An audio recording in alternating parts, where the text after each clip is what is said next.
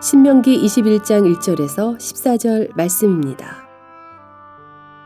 내 하나님 여호와께서 내게 주어 차지하게 하신 땅에서 피살된 시체가 들에 엎드러진 것을 발견하고 그 쳐 죽인 자가 누구인지 알지 못하거든 너희의 장로들과 재판장들은 나가서 그 피살된 곳의 사방에 있는 성읍의 원근을 잴 것이요 그 피살된 곳에서 제일 가까운 성읍의 장로들이 그 성읍에서 아직 부리지 아니하고 멍에를 매지 아니한 암송아지를 취하여 그 성읍의 장로들이 물이 항상 흐르고 갈지도 않고 씨를 뿌린 일도 없는 골짜기로 그 송아지를 끌고 가서 그 골짜기에서 그 송아지의 목을 꺾을 것이요 레위 자손 제사장들도 그리로 갈지니 그들은 내 하나님 여호와께서 택하사 자기를 섬기게 하시며 또 여호와의 이름으로 축복하게 하신 자라. 모든 소송과 모든 투쟁이 그들의 말대로 판결될 것이니라. 그 피살된 곳에서 제일 가까운 성읍의 모든 장로들은 그 골짜기에서 목을 꺾은 암송아지 위에 손을 씻으며 말하기를 우리의 손이 이 피를 흘리지 아니하였고 우리의 눈이 이것을 보지도 못하였나이다. 여호와여 주께서 속량하신 주의 백성 이스라엘을 사하시고 무죄한 피를 주의 백성 이스라엘 중에 머물러 두지 마옵소서 하면 그 피 흘린 죄가 사함을 받으리니 너는 이와 같이 여호와께서 보시기에 정직한 일을 행하여 무죄한 자의 피 흘린 죄를 너희 중에서 제할지니라. 내가 나가서 적군과 싸울 때에 내 하나님 여호와께서 그들을 내 손에 넘기심으로 내가 그들을 사로잡은 후에 내가 만일 그 포로 중에 아리따운 여자를 보고 그에게 연연하여 아내를 삼고자 하거든 그를 내 집으로 데려갈 것이요 그는 그 머리를 밀고 손톱을 베고 또 포로의 의복을 벗고 내 집에 살며 그 부모를 위하여 한 달 동안 애곡한 후에 내가 그에게로 들어가서 그의 남편이 되고 그는 내 아내가 될 것이요. 그 후에 내가 그를 기뻐하지 아니하거든 그의 마음대로 가게 하고 결코 돈을 받고 팔지 말지라. 내가 그를 엿보였은즉 종으로 여기지 말지니라. 할렐루야. 광야 식당에 오신 여러분을 주님의 이름으로 환영하고 축복합니다. 오늘 하루도 귀한 말씀 의지하여서 하나님 풍성한 은혜 누리실 수 있기를 주님의 이름으로 축복합니다. 오늘 본문에서는 성읍에서 피살된 시체가 발견되었을 때 어떻게 해야 되는지에 대한 말씀이 나옵니다. 요즘에는 범죄 과학 수사 기법이 너무 잘 발달되어 있어서 많은 범죄자들이 검거가 되고 심지어는 십수년 지난 미국의 사건들도 해결되는 것들을 보게 됩니다. 그런데 성경 당시에는 아무도 모르게 누군가 죽임을 당했을 때 범인은 잡을 수도 없는 경우가 있었고 또 책임지지 않는 경우도 발생을 했습니다. 한 생명을 너무도 소중하게 생각하신 하나님이신데 그냥 지나갈 수가 없겠죠. 오늘 본문의 피살법 말씀을 통해서 하나님께서 우리에게 말씀하시는 것이 무엇인지 함께 발견하길 원하는데요. 먼저 오늘 본문에서 피살된 시신이 발견되었습니다. 피살되었다면 누군가 분명 죽인 사람이 있죠. 그런데 그 사람이 누구인지를 잘 모르는 상황이 벌어졌습니다. 그때 어떻게 해야 되는가? 본문 2절 3절 말씀을 보시기 바랍니다. 너희의 장로들과 재판장들은 나가서 그 피살된 곳의 사방에 있는 성읍의 원근을 잴 것이요 그 피살된 곳에서 제일 가까운 성읍의 장로들이 그 성읍에서 아직 부리지 아니하고 멍에를 매지 아니한 암송아지를 취하여. 아멘. 가장 먼저 하는 일은 그 시신으로부터 성읍까지의 거리를 재는 겁니다. 왜일까요? 생명에 대한 책임을 누군가가 져야 하기 때문에 그렇습니다. 그래서 제일 가까운 성읍의 장로들을 택합니다. 누가 죽였는지 모르니까 가장 가까운 성읍에 책임을 돌리는 것입니다. 성경에는 동해보복법이라는 게 있습니다. 생명에는 생명, 눈에는 눈, 이에는 이 이렇게 갚아주는 것입니다. 죽인 사람이 누구인지를 모르는 상황이기 때문에 누군가가 죽어야 되지만 모르기 때문에 이 성읍의 장로들이 대신 멍에를 매지 아니한 송아지를 잡게 됩니다. 그리고 그 성읍의 장로들은 제사장을 모셔놓고 송아지를 앞에 두고 손을 씻으며 맹세합니다. 6절과 7절 말씀을 보시면요. 그 피살된 곳에서 제일 가까운 성읍의 모든 장로들은 그 골짜기에서 목을 꺾은 암송아지 위에 손을 씻으며 말하기를 우리의 손이 이 피를 흘리지 아니하였고 우리의 눈이 이것을 보지도 못하였나이다. 아멘. 즉 우리가 죽이지 아니하였고 누가 죽였는지 보지도 못했다고 맹세를 하는 겁니다. 제사장 앞에서 죽은 송아지를 앞에 놓고 이렇게 맹세를 했다는 것은 하나님 앞에서 이것이 거짓 맹세라면 이 송아지와 같이 죽어도 된다는 그런 말을 한 것입니다. 그 다음에서야 이제 용서를 구하게 됩니다. 8절 말씀을 보시면요. 여호와께서 주께서 속량하신 주의 백성 이스라엘을 사하시고 무죄한 피를 주의 백성 이스라엘 중에 머물러 두지 마옵소서 하면 그 피 흘린 죄가 사함을 받으리니. 아멘. 하나님 아버지, 우리가 죽이지 아니하였습니다. 그러니 용서하여 주옵소서. 무죄한 피를 이스라엘 백성 중에 머물러 두지 마옵소서 하는 겁니다. 그러면 피 흘린 죄가 사함을 받을 것이라고 말씀하시는 겁니다. 여기까지가 피살된 시체가 발견되었을 때의 법인데요. 이 상황과 이 말씀에 대해서 우리는 몇 가지 의문을 또한 질문을 던져볼 수가 있습니다. 하나님은 분명 누가 살인자인 줄 알고 있습니다. 하나님께서 다 아시기 때문에 하나님께서 직접 갚아주시면 될 텐데 왜 이런 복잡한 과정을 거치게 하셨을까 하는 겁니다. 또 이 성읍 사람이 죽이지 않고 다른 성읍 사람이 죽였을 수도 있고 지나가는 사람이 죽였을 수도 있고 아니면 다른 데서 죽여서 여기다 갖다 버렸을 수도 있는데 하나님은 그 시신이 있는 성읍에 가장 가까운 성읍에게 이 죽은 생명에 대한 책임을 지게 하셨다는 것입니다. 왜일까요? 심지어는요 마지막에 용서까지 구하게 하십니다. 이 성읍 사람이 우리가 죽이지 않았다고 맹세까지 했는데 용서를 구하게 하시고요. 그래야 피 흘린 죄에서 사함을 받게 된다고 말씀합니다. 참 왜 이렇게까지 해놓으셨는지 그 의도가 무엇일까요?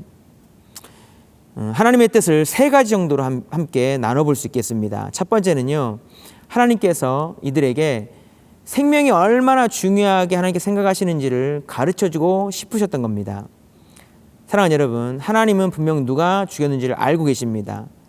그 죽인 사람에 대한 심판은 하나님께서 어떤 모양으로든지 하실 것입니다. 그러나 하나님께는 생명이 너무 중요하기 때문에 그냥 하나님께만 심판하시고 다른 사람들은 아무도 모르게 지나가 버리는 일이 되지 않게 하시고 이런 복잡한 과정을 통해서 하나님의 마음을 나타내 보이시는 겁니다. 하나님께서 생명이 소멸되는 것을 한 생명을 이렇게 엄중하게 생각하신다는 것을 알려주시는 겁니다. 내가 안 죽였으면 그만이다가 아니라 내가 안 죽였고 혹 우리 성읍이 범죄하지 않았다 할지라도 하나님은 이런 복잡한 과정을 통해서 책임을 말씀하시고 한 생명에 대해서 얼마나 소중히 생각하시는지를 그들에게 알려주고 계신 겁니다. 사랑하는 여러분, 한 생명을 천하보다 귀히 여기신 하나님은 저와 여러분을 정말 소중하게 생각하시는 줄로 믿습니다. 두 번째는 하나님은 죄에 대해서 완전히 철저하시다는 것을 가르쳐주고 싶으셨던 거예요. 하나님은요, 누가 죽인지도 모르는 죄에 대해서 제사장을 세워놓고 송아지를 잡아놓고 정말 맹세까지 해가면서 그 죄의 문제에 대해서 다루고 가기를 원하셨습니다. 이런 모습을 보면서 하나님은 정말 죄에 대해서 철저하시구나라는 것을 깨달을 수가 있습니다. 사랑하는 여러분, 누가 죄를 멀리하며 누가 하나님이 기뻐하시는 거룩을 이룰 수 있을까요? 이 죄에 대해서 진짜 하나님 철저하시다라는 것을 인식하며 사는 자입니다. 그리고 그 하나님에 대해서 의식하며 행하는 자입니다. 그 인식함과 의식함이 없거나 그것이 약해지면 죄의 본성을 가진 사람들은 은밀한 곳에서 범죄하기가 쉬운 것입니다. 그 인식과 의식이 거룩한 삶의 내용을 결정한다는 것입니다. 저희 2달 넘게 참 많은 사람들이 고생해서 이제 코로나19가 마무리되나 생각했습니다. 그런데 지난주에 이태원 유흥가로부터 시작해서 또 코로나19가 확산되고 있습니다. 지난주 확진자가 막 나올 때 클럽에서 5천 명인가가 지나갔다고 했습니다. 2차, 3차 확진자가 나오는 상황이기에 거기에 있었던 사람들이 빨리 더 이상 접촉하지 않고 검사를 받아야 되는데 사람들이 검사를 받지 않는 겁니다. 신분이 드러날까 봐 아마 숨어버렸던 것입니다. 당시 그 유흥업소에 가서 그렇게 했다는 것도 많은 사람들이 공분을 샀는데 더 화나게 만들었던 것은 그들이 검사를 받지 않으면 국민과 가족과 다른 사람들의 안전을 위협하잖아요. 그렇기 때문에 검사를 받으라고 하니까 숨어버리는 것이 화나게 만들었던 겁니다. 전염을 최대한 막아야 하니까 자진 검사하라고 익명으로라도 하라고 해도 한시가 급하다고 해도 협조를 안 하고 검사를 안 받는 것입니다. 그러다가 나중에 숨기다 밝혀지면 벌금 200만 원 문다, 구상권을 청구한다. 뭐 그래도 안 받는 사람이 나타나 있었습니다. 그래서 어떻게 했습니까? 근처 기지국, 통신 3사의 기지국 조사를 다 해서 그때 근처에 있던 사람들 명단을 다 찾아내서 이렇게 연락한다 그러니까 그 다음날 조금 더 늘었잖아요. 그래도 안 나오고 거짓말하다가 확진된 사람이 또 있었는데 거짓말 치고 과외를 했던 그 선생이 학생과 그 가족을 또한 2차로 3차로 전염시키게 되고 그 가족에 의해서 또 다른 과외 선생님이 전염되고 그렇게 되어버렸습니다. 이게 여러분 사람의 눈조차 의식하지 않는 그런 인간의 죄성인 겁니다. 걸려야 드러나고 안 걸리면 숨어버리면 그만이라는 생각을 갖고 사는 거죠. 이런 사람이 어떻게 하나님을 의식하고 그 보이지 않는 하나님의 눈을 의식하면서 거룩을 행할 수가 있겠습니까? 그럴 수가 없는 것이지요. 사랑하는 여러분, 지금도 하나님은 살아 역사하셔서 우리의 모든 것을 은밀히 행하는 것까지도 살펴보고 계시고 다 지켜보신 하나님이신 줄로 믿습니다. 그 하나님을 인식함이, 그 하나님을 의식하며 사는 것이 거룩할 수 있는 길이 된다는 사실을 믿고 그 하나님 앞에 행하시는 저와 여러분의 삶이 될 수 있기를 간절히 바랍니다. 세 번째는 죄가 더한 곳에 속죄 은혜가 더욱 넘친다는 것을 알려주기 원하셨습니다. 이처럼 살아계신 하나님에 대한 인식함과 의식함이 있어야 죄에 대해서 민감성이 커지는 겁니다. 조금 전 말씀드렸던 그 코로나 과외 선생은 하나님에 대한 의식이 없기 때문에 그렇게 행할 수밖에 없었습니다. 그가 얼마나 죄의식을 갖고 있었는지는 모르겠지만 그가 나타내 보인 행동은 하나님을 의식함이 없었기 때문에 나타난 행동이었습니다. 그러나 여러분, 그들과 비하면 정말 거룩하고 순결하다 할 만한 하나님을 알고 있는, 하나님을 의식하는 믿음의 사람들의 모습은 어떻습니까? 우리 상당교회 장로님들, 집사님들, 권사님들 정말 그들과 비교하면 정말 신실하게 구별된 삶을 살고 있음에도 불구하고 그래도 회개를 더 많이 하잖아요. 아주 작은 일에도 이것이 하나님이 기뻐하시지 않은 일은 아닌가 생각하면서 또 양심에 찔려하기도 합니다. 아주 작은 일에도 하나님을 인식하고 그 하나님을 의식하기 때문에 그런 것입니다. 심지어 이런 국가적 재난의 상황에 이 나라의 죄악을 나의 죄악으로 품고 회개 기도를 하고 있습니다. 어떻게 이렇게 할 수가 있는가? 하나님에 대한 인식이 다르고 죄에 대한 인식도 그렇게 민감해지기 때문에 그렇습니다. 바로 오늘 본문에서 하나님께서 피살자에 가장 가까운 성읍의 사람들이 자기들이 죽이지도 않았는데도 그 죄를 자기의 죄로 뒤집어쓰고 회개하고 결국 피 흘린 죄까지도 용서하는 그런 과정까지 복잡하게 하게 하시는 이유가 여기에 있는 것입니다. 그 성읍 사람들이 사람을 죽이지 않았음에도 불구하고 하나님은 그런 과정을 거치게 하심으로 죄에 대한 민감성을 키워가시고요. 하나님을 더 의식하게 하시는 것입니다. 죄에 대한 민감성이 더 커지고 하나님을 의식하게 된 그곳에 당연히 속죄의 은혜도 더 커지는 겁니다.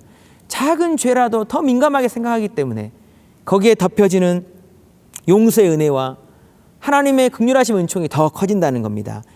이미 그런 과정을 통해서 그는 하나님을 의식하고 인식함을 통해서 하나님과 가까이 하는 복을, 더 큰 은혜를 이미 누리고 있었던 것입니다.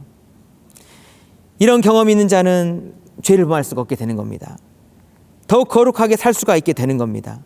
하나님과의 관계 속에서도 더 있는 자가 받아 넉넉하게 되는 은혜를 누릴 수가 있게 되는 것입니다.